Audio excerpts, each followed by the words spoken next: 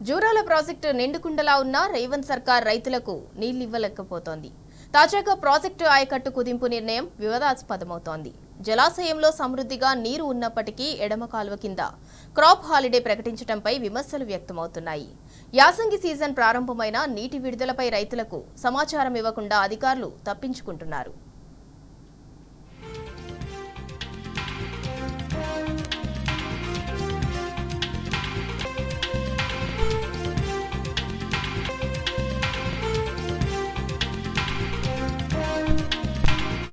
జూరాల ప్రాజెక్టులో పుష్కలంగా నీళ్లున్నా రైతులకు ఇవ్వలేని చాతగండితనం కాంగ్రెస్ ప్రభుత్వానిది.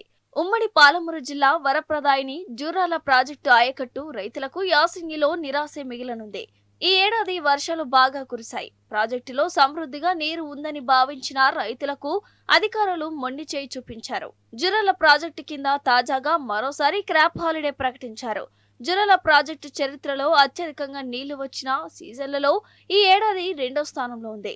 దాదాపుగా 1600 టీఎంసీల నీళ్లను ప్రాజెక్టు నుంచి దిగువకు వదిలారు. వందల టీఎంసీలు ప్రాజెక్టులోకి వస్తున్నప్పటికీ ప్రతి ఏడాది యాసంగి సీజన్లో రైతులకు సాగునీటి కష్టాలు తప్పడం లేదు.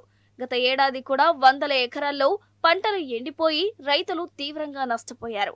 ఆఖరికి తాగునీరు కోసం కూడా కర్ణాటక సర్కారును అడగాల్సిన పరిస్థితి ఏర్పడుతుంది.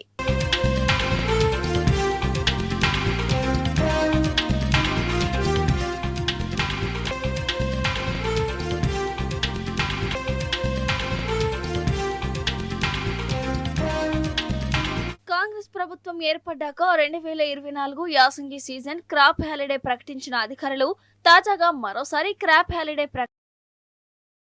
రెండేళ్ల కాలంలో రెండోసారి క్రాప్ హాలిడే ప్రకటించడంపై సర్వత్రా విమర్శలు వ్యక్తమవుతున్నాయి.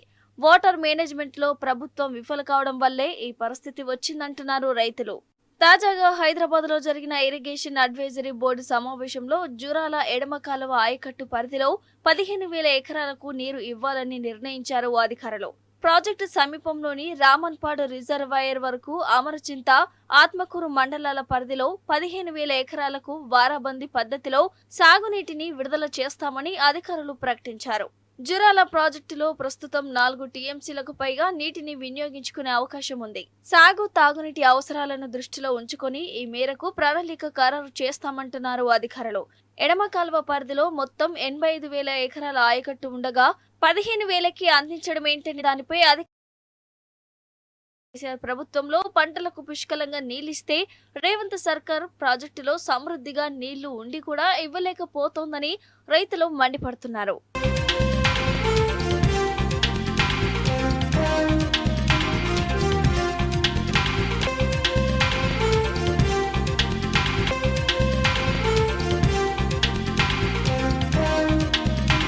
గతంలో irrigation advisory board meeting Gadwal లేదంటే పెబ్బేరులో జరిగేది. కానీ ఈసారి హైదరాబాద్ లో సమావేశం నిర్వహించి స్థానిక ప్రజా ప్రతినిధులు రైతుల అభిప్రాయాలు తీసుకోకుండా ఏకపక్షంగా నిర్ణయం తీసుకోవడం వివాదాస్పదమవుతోంది. ఆయకట్టు కుదింపుపై రైతులకు ఇంకా పూర్తి స్థాయిలో సమాచారం అందలేదు. జలాశయంలో సమృద్ధిగా నీరు ఉన్నప్పటికీ ఎందుకు నీరు వదలటం లేదనే ప్రశ్నకు అధికారులు సమాధానం ఇవ్వటం లేదు. ఉన్నతాధికారుల నిర్ణయం అంటూ జూరాల పరిధిలోని ఇరిగేషన్ అధికారులు తప్పించుకుంటున్నారు. కాంగ్రెస్ పాలకుల తీరుపై అన్నదాతలు ఆగ్రహం వ్యక్తం చేస్తున్నారు.